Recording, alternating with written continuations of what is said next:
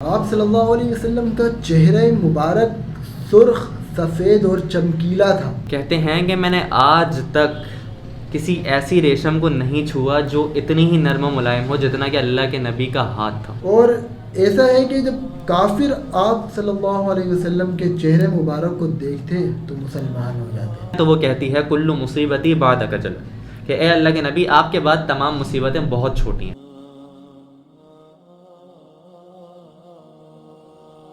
اچھا عدیل بھائی، سیرت کے بارے میں ہم نے بات کر لی۔ اب ذہن میں یہ آتا ہے کہ ایک ادنا سے ادنا مسلمان بھی ہے، چاہے کتنا ہی گناہ گار کیوں نہ ہو، جب ناموس رسالت کے اوپر بات آتی ہے تب جو محبت کا عالم ہوتا ہے وہ مطلب اس کی وجہ آخر ہے کیا، کہ کسی بھی ادنا سے ادنا مسلمان کے دل میں اللہ کے نبی کی محبت ایسی ہے جیسی اس کے ماں باپ کے لیے بھی نہ۔ بہت اچھا سوال ہے آپ کا۔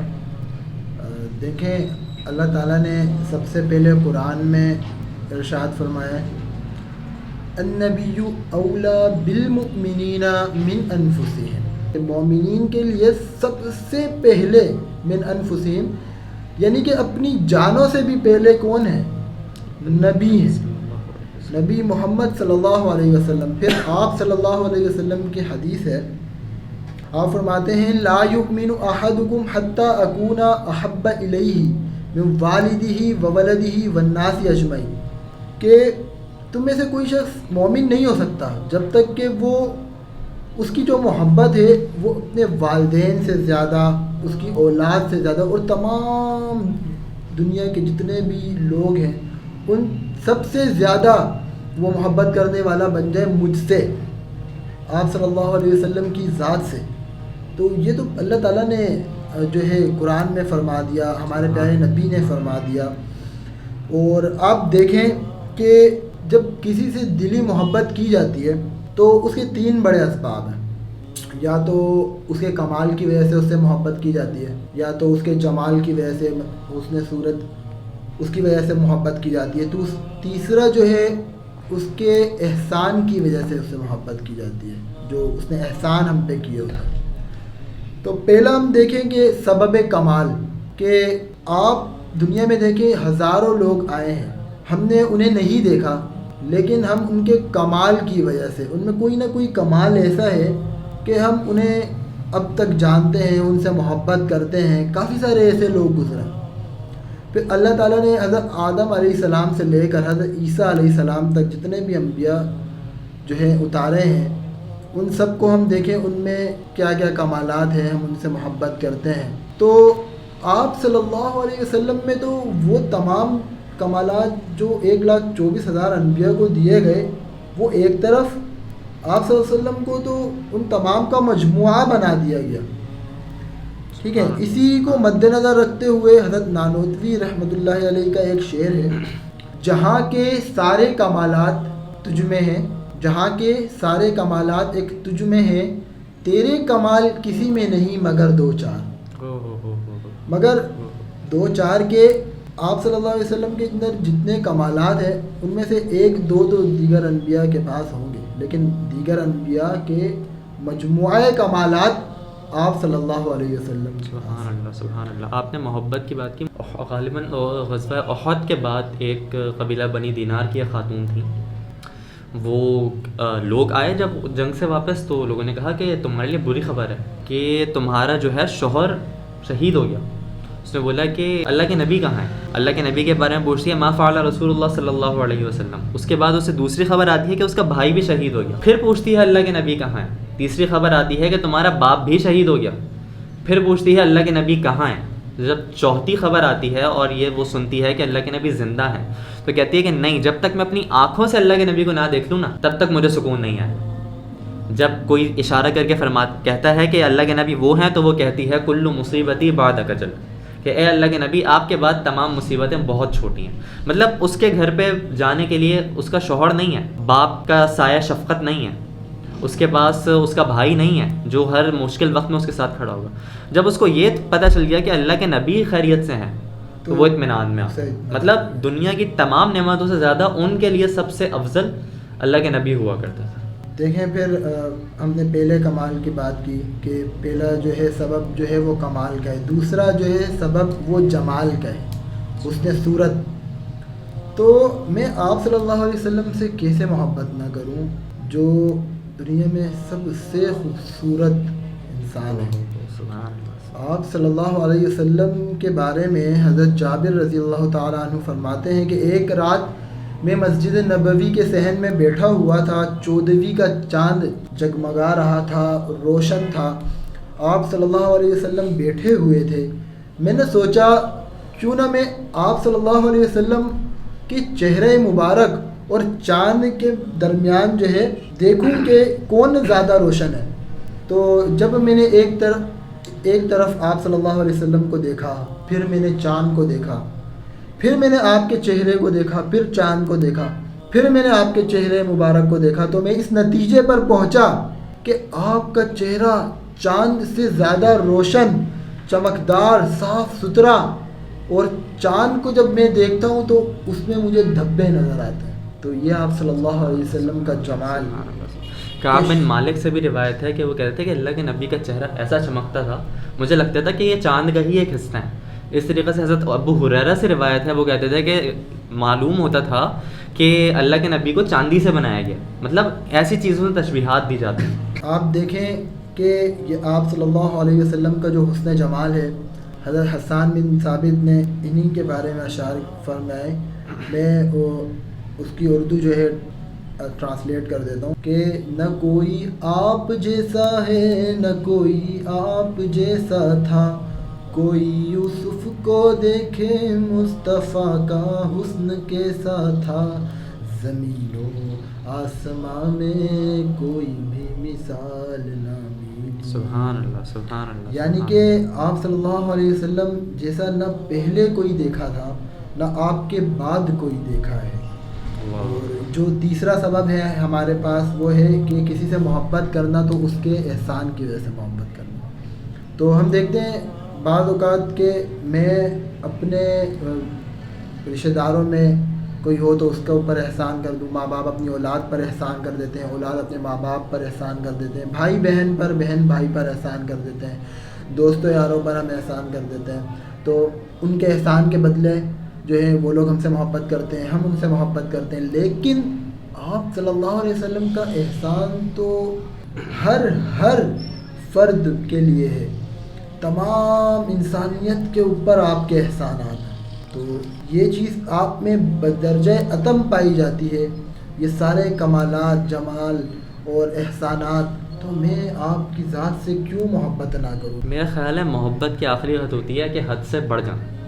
اللہ کے نبی سے ہر مسلمان حد سے بڑھ کر محبت کرتا ہے کہ پھر اس کے لیے اس کے والدین کوئی معنی نہیں رکھتے ہوتے، اس کے گھر والے، اس کے والدین، ماں باپ، بیوی بچے، اس کے لیے پھر کوئی معنی نہیں رکھتا ہوتا. بے شک. اچھا عدیل بھائی، جب حسن و جمال کے اوپر ہم نے اللہ کے نبی کے بارے میں بات کی ہے تو کیوں نہ ذرا حلیہ مبارک کے بارے میں بھی ہم بات کر لیں کہ اللہ کے نبی کا حلیہ مبارک کیسا تھا؟ بالکل، جیسے کہ میں نے بتایا نا، شاعر نے وہ حسان بن ثابت رضی اللہ تعالیٰ عنہ کے اشعار ہیں کہ کأنک قد خلقت کما تشاء، مطلب جیسے کہ آپ نے، انسان چاہتا ہے کہ میں خود کو اس طریقے سے بناؤں تو ویسے ہی آپ کو بنایا گیا ہے. مطلب کہ اگر میں چاہوں کہ میں اپنے آپ کو خود بناؤں، خود آپ تو اپنے میں آپ کو create خوبصورتی کرو. کا پوری دنیا کی خوبصورتی ملا دوں گا اور پھر میں ایک پروڈکٹ بناؤں گا کہ یہ ہے بالکل دا نام آف مطلب میرے اختیار میں نا کہ میں اپنے آپ کو کیسے کریٹ کروں. تو ظاہر سی بات ہے میں جان لگا دوں گا، سب چیز میں یہ دیکھوں گا، ہر ایک چیز پرفیکٹ ہونی چاہیے. بالکل بالکل بالکل. تو آپ صلی اللہ علیہ وسلم کے جو حلیہ مبارک ہے وہ بالکل ایسا ہی ہے. اور جس طریقے سے آپ کمال باطنی میں مزین ہیں، اس طریقے سے آپ جمال ظاہری میں بھی مزین ہیں. یعنی کہ ظاہر شخصیت آپ کی حلیہ مبارک. آپ صلی اللہ علیہ وسلم کا چہرہ مبارک سرخ، سفید اور چمکیلا تھا. جیسے کہ بات ہوئی نا کہ چاند سے زیادہ روشن، یا چاند کا ہی ایک ٹکڑا ہم دیکھ رہے ہیں اپنے سامنے روشن. وہ غالباً ایک ہے نا کہ جب سوئی اگر گم گئی تو وہ آپ صلی اللہ علیہ وسلم کے چہرے کے جو نور ہے اس میں جو ہے نا وہ سوئی ڈھونڈ لی گئی. تو آپ صلی اللہ علیہ وسلم کا چہرہ ایسا تھا، سرخ سفید اور چمکیلا، سیاہ نرگسی آنکھیں، اور آنکھوں میں لال ڈورے پڑے ہوئے تھے، ایسے جو خوبصورتی کی علامت ہے، سیاہ نرگسی آنکھیں اور اس میں لال جو ہے سرخ ڈورے. پھر پلکیں آپ کی بالکل باریک اور گھنی، ایک تو ہوتا ہے بالکل باریک ہوتی ہیں لیکن گھنی نہیں ہوتی، لیکن بالکل باریک بھی اور گھنی بھی. پھر ناک آپ کا ایسا کہ نہ بالکل جو ہے چپکا ہوا چپٹا ہوا، نہ بالکل ایسا کھڑا کہ تھوڑا معیوب لگے، بالکل ایسے جیسے آج کل وہ ستوا ناک کہ بالکل حسن جمال کی جو ہے سرجریز کرواتے ہیں آج کل لوگ نوز لفٹ کی. بالکل پیشانی آپ کی چوڑی اور داڑھی ایسی گھنی تھی کہ آپ کے جو ہے سینے مبارک بھر جاتا تھا. آپ کی ہتھیلیاں، آپ کے قدم چوڑے چوڑے تھے، آپ کے مونڈے بھاری، آپ کے جو ٹانگیں ہیں وہ پرگوشت تھی، اور گوشت ایسا نرم جسے آپ کسی سے مصافحہ کرتے تو ایسا لگتا ہے کہ وہ ململ کے جو ہوتا ہے نا کپڑا، کہ بس وہ اس کو چھو کر گزر گیا ہے. آپ نے کیا بات کی، مجھے حضرت انس بن مالک کی روایت یاد آ گئی. حضرت انس بن مالک سے روایت ہے، اللہ کے نبی کی خدمت میں ہر وقت حاضر رہتے تھے، کافی عرصہ اللہ کے نبی کی خدمت میں گزارا. انس بن مالک کہتے ہیں کہ میں نے آج تک کسی ایسی ریشم کو نہیں چھوا جو اتنی ہی نرم و ملائم ہو جتنا کہ اللہ کے نبی کا ہاتھ تھا.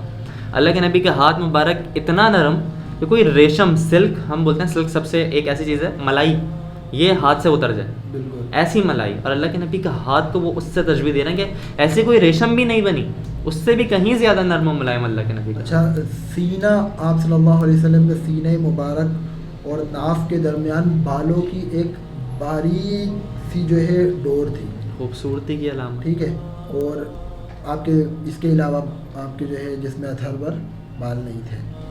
سر کے بال جو تھے وہ آپ کے کسی قدر خم کھائے ہوئے تھے، یعنی کہ نہ بالکل اسٹریٹ تھے اور نہ گھنگریالے ٹائپ ہوتے ہیں، نہ بالکل ایسے تھے، یعنی کہ بس تھوڑے سے خم کھائے، تھوڑے سے جیسے ہوتے ہیں خوبصورتی کی علامت ہوتی ہے. اور آپ کے جو دانت تھے وہ اولوں کی طرح چمکتے تھے، یعنی کہ جب آپ مسکراتے تھے نا تو ایسا لگتا تھا کہ موتی جو ہے وہ ایک ساتھ ملے ہوئے ہیں. اولوں کی طرح آپ کے جو دانت ہیں وہ اس طریقے سے چمکیلے تھے. گردن آپ کی سراہی دار تھی، لمبی گردن ہوتی ہے نا، ایک خوبصورتی کی علامت ہوتی ہے، جو سراہی دار آپ کی ایک گردن تھی. آپ کا جو قد تھا وہ درمیانہ تھا، لیکن جب آپ صلی اللہ علیہ وسلم چند لوگوں کے درمیان میں چلتے تو آپ صلی اللہ علیہ وسلم ان سب سے جو ہے بڑے معلوم ہوتے. تو یہ آپ صلی اللہ علیہ وسلم کی خصوصیات ہیں، آپ صلی اللہ علیہ وسلم کے جو ہے حسن و جمال ہے. حضرت علی رضی اللہ تعالی عنہ فرماتے ہیں کہ جو آپ صلی اللہ علیہ وسلم کو یکا یک دیکھ لیتا تھا وہ آپ سے مرغوب ہو جاتا تھا، اور جو آپ سے ملتا جلتا وہ آپ کو محبوب بنا لیتا، اور جو آپ کے جو ہے حسن جمال کے اوصاف بیان کرتا تو وہ جو ہے وہ اس کو کہنا پڑتا کہ آپ سے پہلے ہم نے کسی کو ایسا نہیں دیکھا، کسی کو نہیں دیکھا. اور ایسا ہے کہ جب کافر آپ صلی اللہ علیہ وسلم کے چہرے مبارک کو دیکھتے تو مسلمان ہو جاتے، یعنی کہ وہ کہتے مجبور ہو جاتے کہ یہ شخص جھوٹ نہیں بول سکتا. خوبصورتی کی آپ نے بات کی کہ مجھے وہ یاد آیا کہ حسن یوسف کے اوپر تو عورتوں نے صرف اپنی انگلیاں کاٹ لی تھیں، اور یہاں حسن محمد کے لیے لوگ اپنی گردنیں کٹوانے کے لیے تیار ہو گئے تھے. ہم جو ابھی پہلے بات کر کے گئے ہیں کہ دیوار بن کے کھڑے ہو جاتے تھے اللہ کے نبی کے سامنے کہ کوئی اللہ کے نبی کو ذرا سی تکلیف نہ پہنچ سکے، ساری تکلیفیں ہمارے اوپر آ جائیں، ہمارے ماں باپ آپ پہ قربان ہو جائیں یا رسول اللہ، ہم پہ ساری تکلیفیں آ جائیں. آپ صلی اللہ علیہ وسلم جب کسی سے بات کرتے تو بالکل متوجہ ہو کر بات کرتے تھے، یعنی کہ ایسا نہیں کہ کسی شخص کو معلوم ہو کہ میری طرف جو ہے مجھے اگنور کیا جا رہا ہے. جیسے ہم آج کل ہوتے ہیں نا کہ کوئی بڑی شخصیت ہوتی ہے تو وہ یوں ہوتا ہے اور میں بات کر رہا ہوں تو وہ یوں بات کرے گا، جی جی بولیں، تو وہ ایک ایسا انداز ہم. اور اگر کوئی بڑی شخصیت ہے لیٹ سپوز وہ اگر ہماری طرف ذرا متوجہ ہو کے بات کر لے تو ہم تھوڑے اور رعب میں آ جاتے ہیں، چوڑے ہو جاتے ہیں. مطلب ایک لے مین لینگویج میں بات کروں، ہم ایک چوڑے ہو جاتے ہیں کہ یار اس نے تو مجھ سے اس طریقے سے بات کی. تو آپ صلی اللہ علیہ وسلم بالکل جب کسی سے بات کرتے تو بالکل اس کی طرف متوجہ، چہرہ مبارک اس کی طرف ہو جاتا. ایک روایت میں نے یہ بھی سنا ہے کہ ہر شخص کو یہ لگتا تھا کہ اللہ کے نبی سب سے زیادہ اسی کو چاہتا ہے. اللہ کے نبی کی سب سے زیادہ محبت اسی کے ساتھ ہے، اللہ کے نبی سب سے زیادہ اسی کی طرف متوجہ ہوتا ہے، جبکہ اللہ کے نبی کا ہر کسی کے ساتھ یہی رویہ تھا. یہ تو آپ کے حسن و اخلاق ہیں، سبحان اللہ، سبحان اس اللہ. میں آپ صلی اللہ علیہ وسلم کے حسن و اخلاق کی جو مثال دی جاتی ہے، اور خود اللہ تعالیٰ نے ارشاد فرمایا ہے اِنَّكَ لَعَلَىٰ خُلُقٍ عَظِيمٍ، کہ آپ اخلاق کے عظیم مرتبے پر فائز. عظیم، عظیم مطلب دیٹ دا اینڈ، اس کے بعد وہاں کوئی حد نہیں ہے.